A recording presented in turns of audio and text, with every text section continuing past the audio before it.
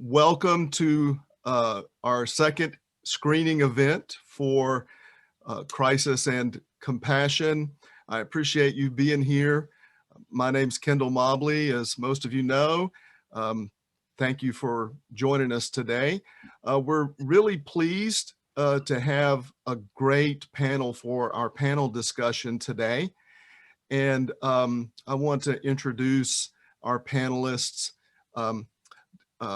Dr. Tyler Bunzey. That PhD is so new, it's still got that new car smell. And Dr. Bunzey is a visiting professor of cultural studies at Johnson C. Smith University. His research interests include intersections between literature and music, hip hop, intersections of popular music and religion, and critical theory. And he was just awarded his PhD from UNC Chapel Hill. So congratulations. Welcome, Dr. Bunzey. Thank you so much. What a great introduction. I appreciate it. And Dr. Aman Nadhiri is Associate Professor in the Department of Languages and Literature at Johnson C. Smith University, where he teaches English literature and Arabic.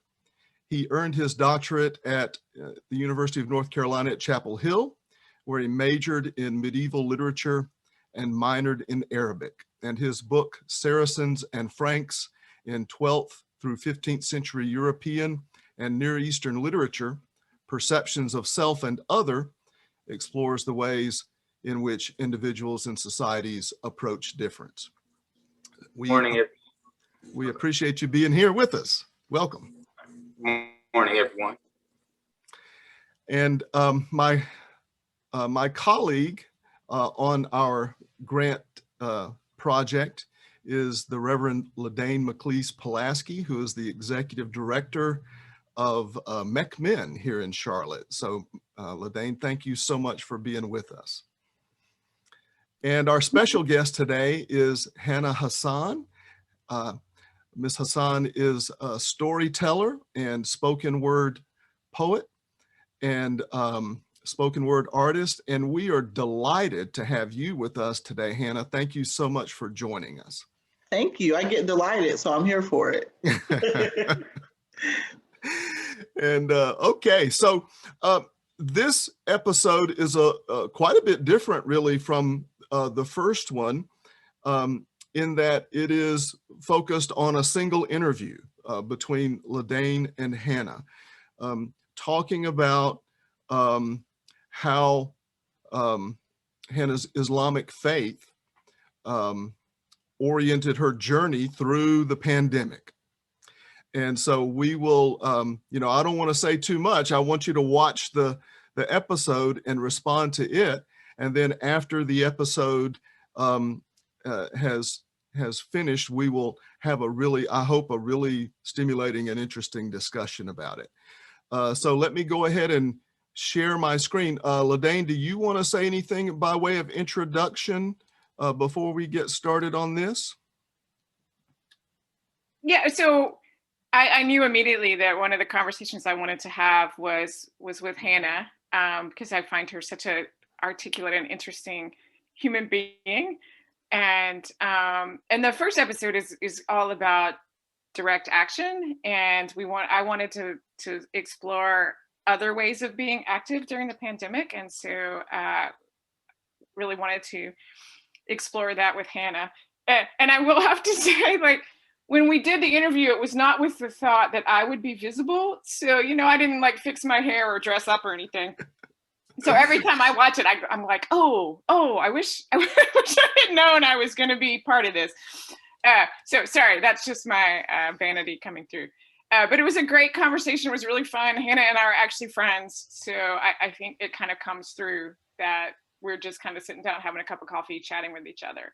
But I think it's a really interesting conversation. I hope you enjoy it.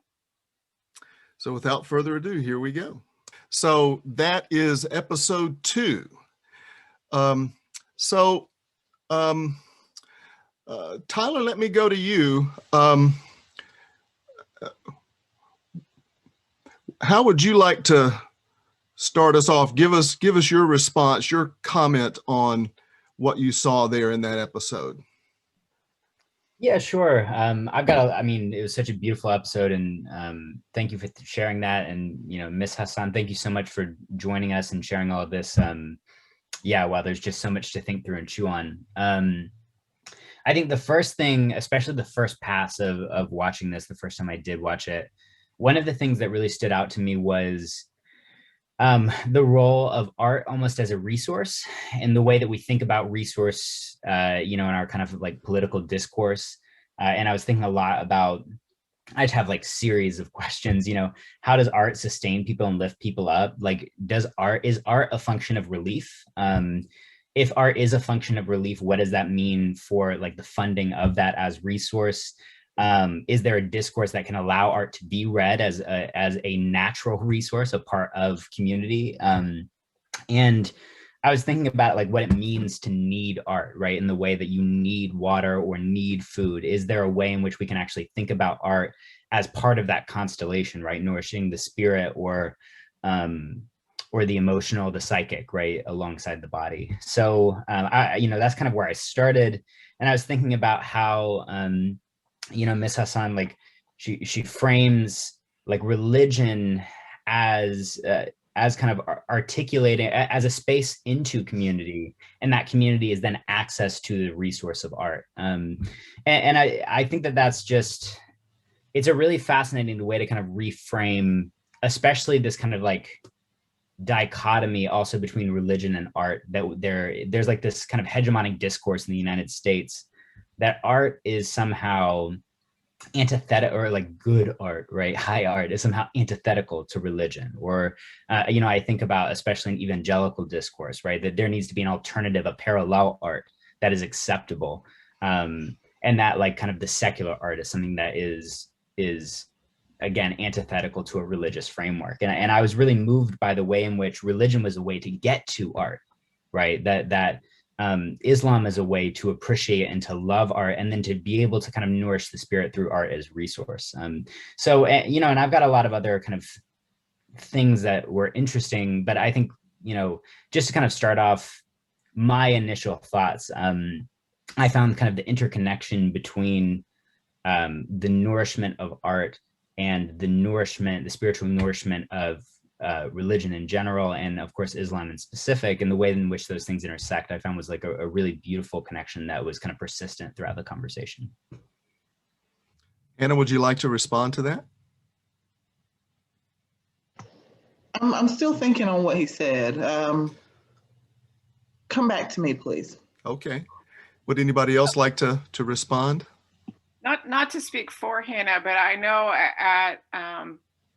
I'm thinking, Hannah, of a Facebook post that you had when we were talking about arts funding, and that you felt like some of the people that we're both connected with were kind of making a dichotomy between social justice and art.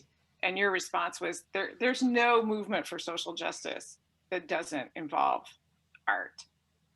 And so that's what came up for me when you were talking, was that this really passionate, compelling Facebook defense of art, and how it's wrong to think of it as being sort of disconnected and out there somewhere. Yeah, luxury. I see the same sort of parallels with the way that I view religion or Islam and art. I think that they exist inside of each other. For me, like even when I think about the beauty of words, during the month of Ramadan, which is coming up, and I mean, outside of Ramadan as well, but definitely during Ramadan, we read the entire Quran, or a lot of Muslims do. I've done it with my family for years and years and years.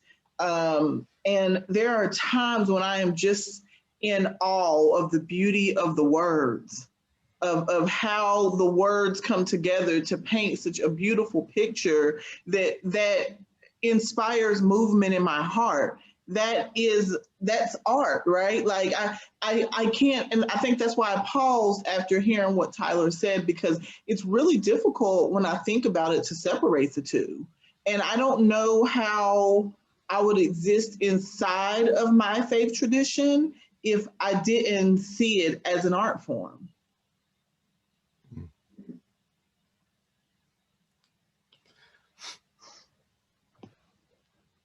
Thank you for that. Dr. Nadhiri, what is your take on this episode? What was your first response to this?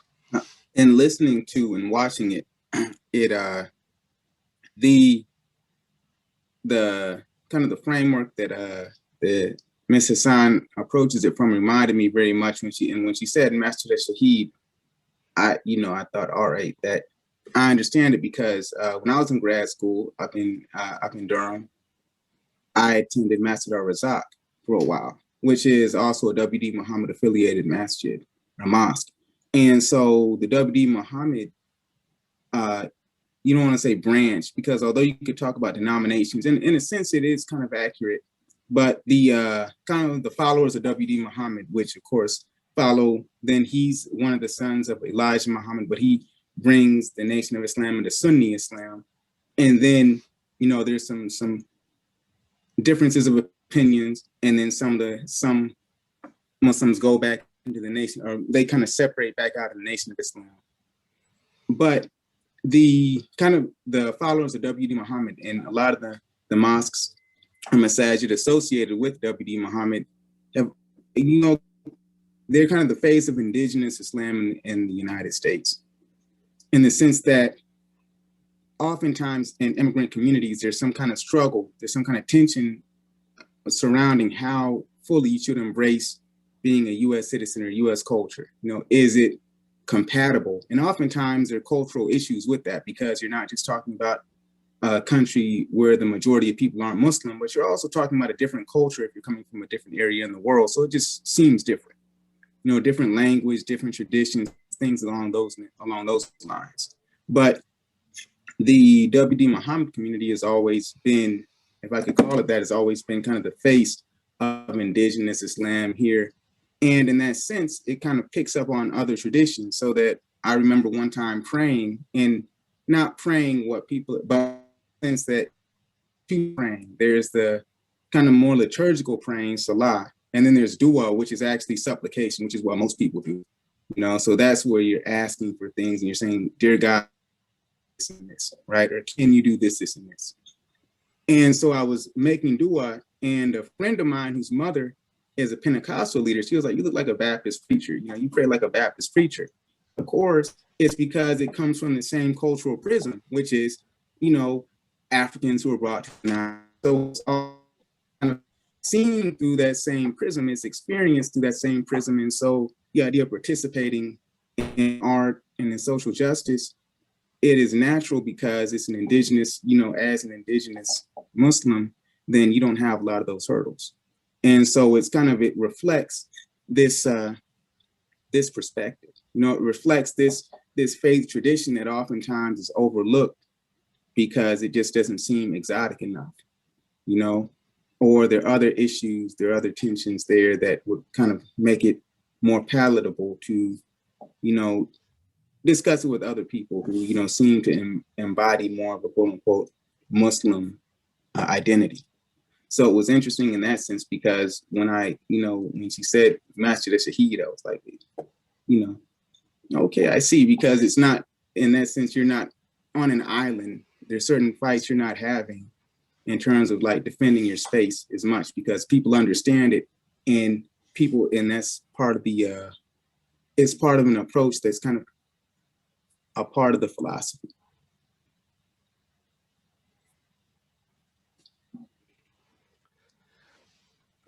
Responses, questions, follow-ups? I think, Dr. Aman, you hit the nail on the head. Like, that is a perfect way to, I think, explain my experience because there's not a separation for me of, in the same way that we don't separate, or I can't separate art from Islam, I can't separate my Blackness from being a Muslim, right? Those two things exist within the same space as well. And having spaces that feel safe, that feel accepting and loving, and all of those things, I think, is what everybody wants out of the places that they go to worship.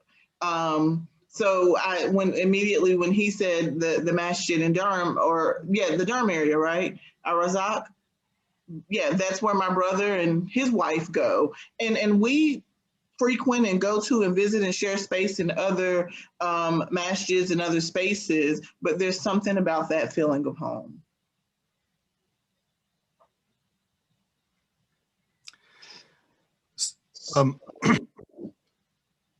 Hannah, I think, did I hear right that you grew up in Statesville?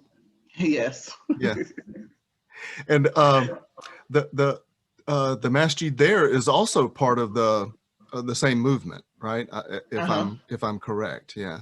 My father was the imam there for many, many, many, many years. So my family was essentially the founding family of that masjid, with a few other families. It was, and I didn't realize it until probably college, how important that foundation was for me. It was everything. And it's, when people hear Statesville, they're like, how did you grow up a Muslim in Statesville? And it was because of that masjid, of that community, of the family that was built there. It was everything. And you talked about how your parents raised you to believe in the importance of diversity. Would you talk a little bit more about that? Yeah, I mean, and it's interesting because I don't know that I understood that's what they were like instilling in us at the time. I just knew the ways that they showed up in the community. So my father was a business owner. He owned a welding shop and eventually a restaurant and catering business. My mother was the director of my sister's house, which was a shelter for women and children who had experienced abuse. And my father was also the imam of that masjid. He was a former Black Panther, former Nation of Islam, Vietnam veteran with a really huge personality, who would, go from working in his welding shop with overalls on and drive his clunky truck over to the city hall and meet with the 2020 vision plan to help build the city. And they operated in many different spaces. I remember at a very young age, our family doing this big fundraiser for Rwanda. That crisis was happening in Rwanda, and somehow my and his friend, the other brother from the mosque, organized this thing in the middle of Statesville where all of these people came and gave donations, and they drove, and I'm telling this story on purpose, they drove this truck full of donations for some reason to Iowa and linked up with some Arabs from like Bosnia or something there, who then arranged to get the stuff to Rwanda. I don't really know the full story, but I know this. My sister, who was a Black Muslim woman, got a job in Iowa, Des Moines, where there's very few people who look like her. And it was a great job. She was like, I'm gonna take it and move there. Because again, we grew up learning like to exist in space with other people, regardless of the backgrounds and things of that nature. And we learned to be confident in ourselves. She got pregnant and had a stillbirth. And they had to do a burial, and we didn't know, she had not been up there long, anyone from the Muslim community there, and there were not any real Muslims we had connected with. So we called and found a random masjid there, and my brothers went up to help assist because there's a special way that we do Muslim burials. And it turns out that those people in that mosque there are the ones that my daddy now, 20 years or so beforehand, had driven that stuff up for those donations to. It was those folks who helped to bury my nephew. And it was just the strangest moment that we've ever had when my brother made that realization. And I share that story because that is the way that I was raised, to understand that like and it's rooted in Islam, right? Islam is, we're created different nations and tribes so we can learn to love one another. We're taught that, and my parents lived that. And I have so many different experiences in my lifetime for where it showed up for me continually to reinforce like we are one. And if we, do the things that we need to do to look out for each other, we will continue to be able to pay that back tenfold. I think that's what I mean. Yeah. But that was a long answer to that. But yes, we learned it. And I think the biggest thing about diversity that we learned was we learned to love ourselves, the whole of ourselves, all the things that make us us. And I think in doing that taught us to be able to learn to love other people. And that's all rooted in our faith. Thank you. I'm going to throw the floor open for questions, and I'm going to especially encourage students in my classes, if you're here, to ask questions. Good morning. My name is Evangeline, and I am in Islam in America class. My first question is, I learned that Islam is a minority religion in the U.S., and I want to know why or how so many African Americans come to choose Islam as their choice for religion.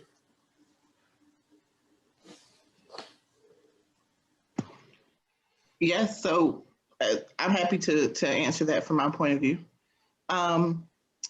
I produce a storytelling show called Shahada Stories.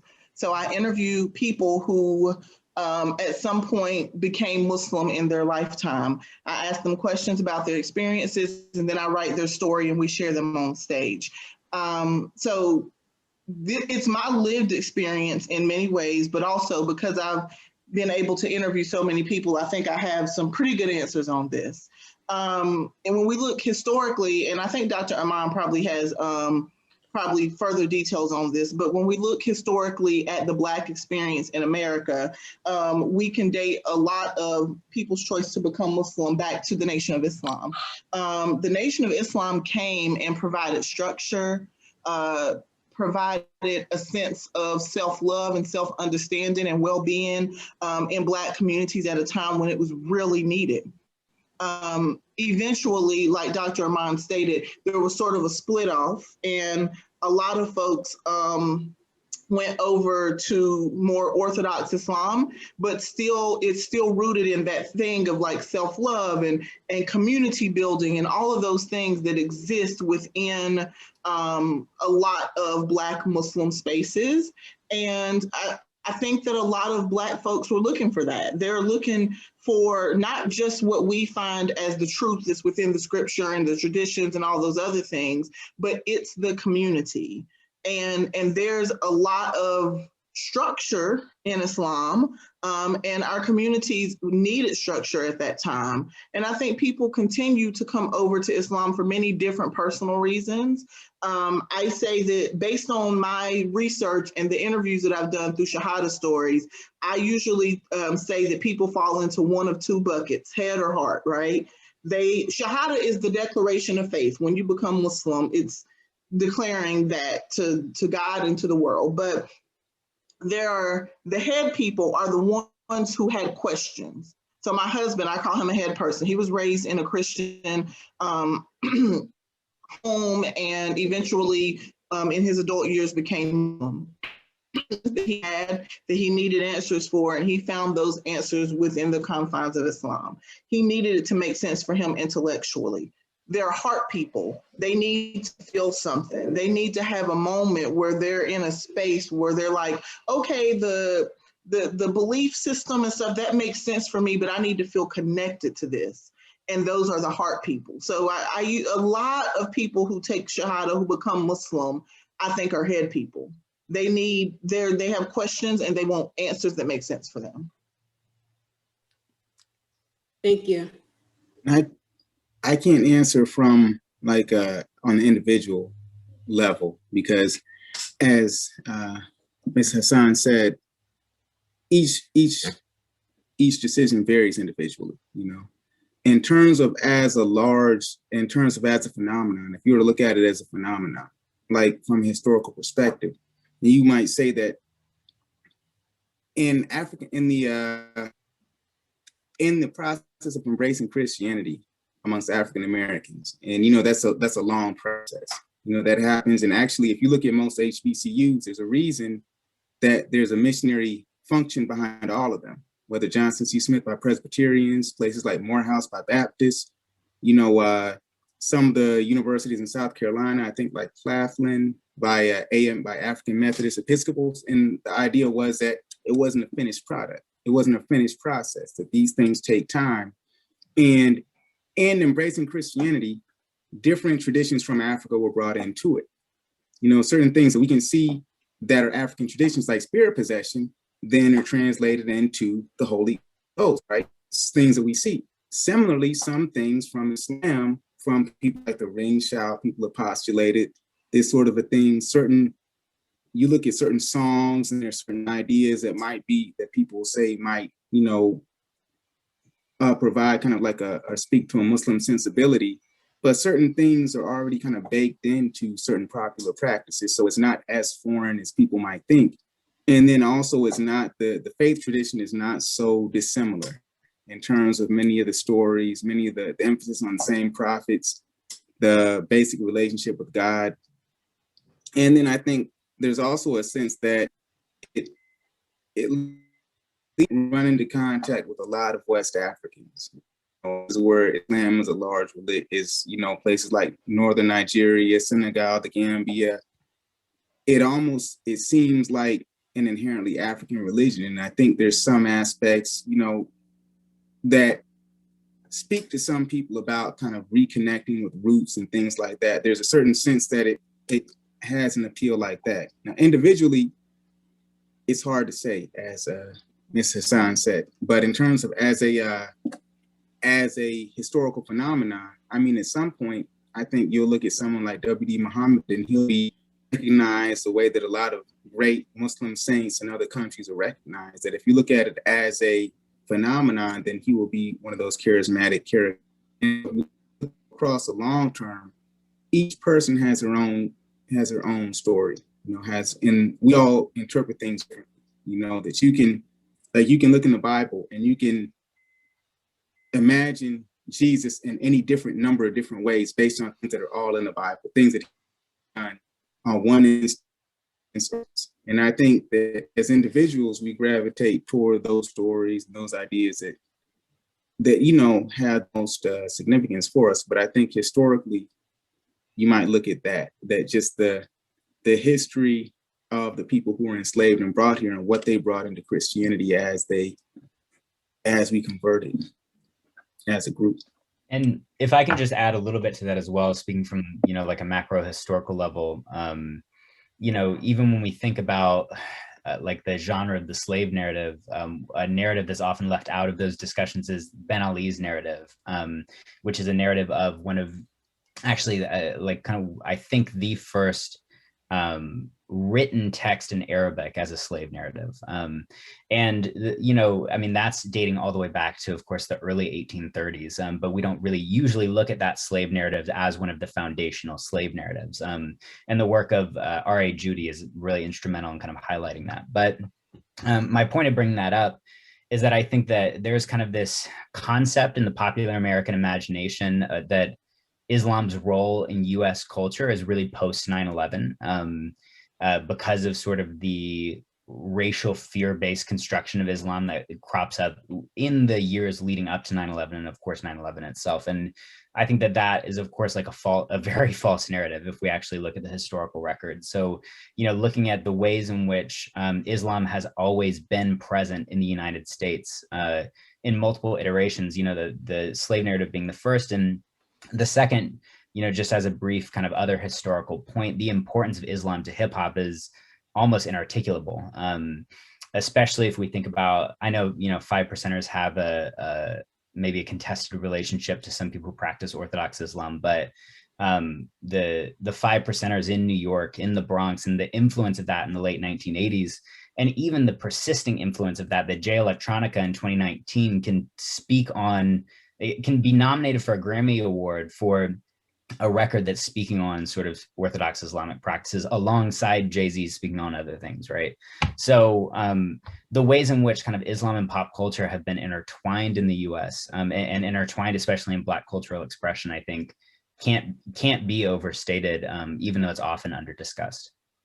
And if you look at certain areas, like if you take South Carolina and the Georgia Sea Islands, then the people who were enslaved were largely brought from two areas, especially in South Carolina, Ghana and the Senegal and the Gambia in the Low Country, because that's where they grew rice. And so people in that area were expert at growing rice. So where they grew cotton, they pulled people from Ghana. Where they grew rice, they pulled people from Senegal and the Gambia, which were what you could call Islamized areas at the time, and had a history. So that oftentimes, you know, some of these, as Dr.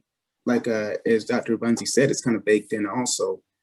And I think when you look at it, and also the post 9/11 construction, part of that was, you could say, was we were complicit. Some communities were complicit in it, because there seemed to be an idea that after 9/11, that in many immigrant communities, the thinking was, well, you all aren't too popular here, so why don't we take it from here? You know, we're a little wealthier. You know, we're a wealthier demographic, and maybe we can put a better face on it. Because before 9/11, the popular idea of Muslims was something like the Nation of Islam.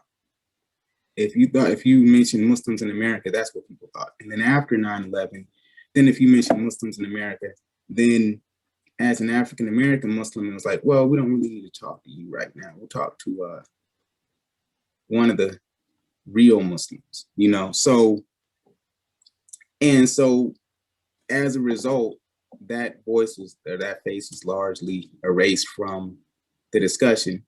And also at that same time, you know, the currents of hip hop changed, so that 5%er ideology was largely kind of washed out of hip hop in like the mid to late 90s. So that at this time, you know, something that people would have understood, but that's a whole nother conversation. So, you know, that's a whole nother class, but it is baked in a little more thoroughly than we understand, than a lot of us understand.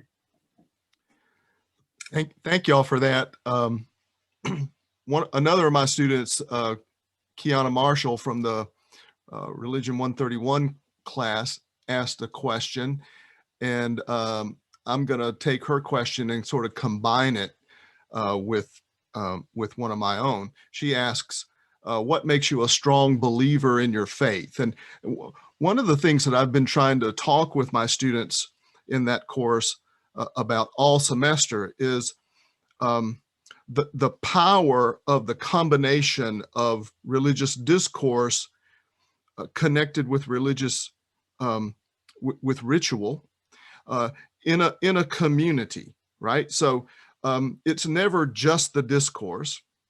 It's never just the ritual. There's a whole set of practices. And then there is, the powerful support of the community that surrounds the individual believer. And so, Hannah, you talked about how your worldview is so powerfully shaped by the experience of prayer. And prayer isn't just something that you kind of do off the cuff. There's a whole process to prayer. There's preparation that goes into prayer. There's a tremendous amount of repetition that goes into prayer, and that whole prayer is supported. The whole practice of prayer is supported by, the discourse of Islam, the teachings, the Quran, the teachings, the traditions, all of that, and supported by the community. And you talked about how you missed, being able to be with the community. And so there's this, and I'm talking too long, but there's this process whereby, when we go into moments like prayer, it's that moment of, sacred time. We go into this experience of the sacred. And then when we leave the experience of prayer, it's not that the experience of the sacred is over. We take it with us into the world, and it shapes who we are. And so I wanted to talk about how that experience strengthens faith and really doesn't just strengthen faith, it strengthens identity, it strengthens who we are, and helps us to move into the world. So talk about that a little bit. Yeah, and I think that's a really good way to combine both of those questions, because essentially one of the major things that strengthens my faith is prayer. So we pray 5 times a day, and those are the ones that are sort of like the required prayers. And you're right, Dr. Mobley, there's a full experience. I mean, it doesn't take a super long time, but we make sure that our bodies are clean before prayer. We center our minds, like we're not praying and also like worried about what's happening in the next room where we shouldn't be. I mean, we're human, so sometimes that happens, but it's a let's say a 5-minute quiet moment with God throughout your day. And the most simple way that I can answer that is that it keeps me in check. If I know that I wake up at 6:30 in the morning and pray my first prayer of the day, and then I'm going to be praying again by 1:30 p.m. and then again by 4:15, and then like in between each of those prayers, that leaves little time for me to go and do a bunch of lying, stealing, things that are going against my own morality, my own soul, my own spirit, because I'm going to be praying again, right? And I have been through moments in my life where I was missing prayers, right? And I realized it's because I was doing things in between the prayers that I didn't feel proud to go stand before God and do. And let's be clear, like for most people, they would be like, oh, you felt bad about that? Like, come on. But I mean, we all exist within our own spaces of what our comfort level is and, all of that good stuff. But prayer, so on a baseline level, it keeps me in check. So if I know that I'm praying again in a couple of hours, like I'm less likely to do things that sort of take me away from who I'm trying to be in this world. But beyond that, it reminds me of how small I am in the scheme of things. Like if I'm feeling myself and stuff like that throughout the day, like self-confidence, that's great. But at the end of the day, like when we pray, I mean, there's a submission piece, like there's getting up and off of the ground. It's a physical act of worship. Right. And it reminds me that I am small in the large scheme of things, that, like I said in the video, for me, it's a reminder throughout the day that God is greater. One thing that we say in our prayers a lot that's repeated is Allahu Akbar, which translates to God is greater. Like, and if I'm reminding myself of that throughout the day, that sort of levels me in a lot of ways. Not all the time, every single time, but definitely when it counts. Thank you so much. We're quickly coming up on the 12 o'clock hour, and I want to be faithful to your time commitments. It just seems like an hour is not enough time to have these wonderful discussions after we screen these episodes. I really appreciate everybody for being a part of this, and I want to give LeDayne just a minute to talk about MeckMIN and what's going on there. You can see all of the episodes that we've released on MeckMIN's website, as well as on the Bridge Builders website, and I have a YouTube channel. But I encourage you to go to the MeckMIN website and see what's going on there. But I want to give LeDayne just a couple of minutes to talk about what's happening with MeckMIN. Thank you. So I was having this conversation with somebody yesterday and was talking about how it relates to a lot of what's come up in this conversation. That MeckMIN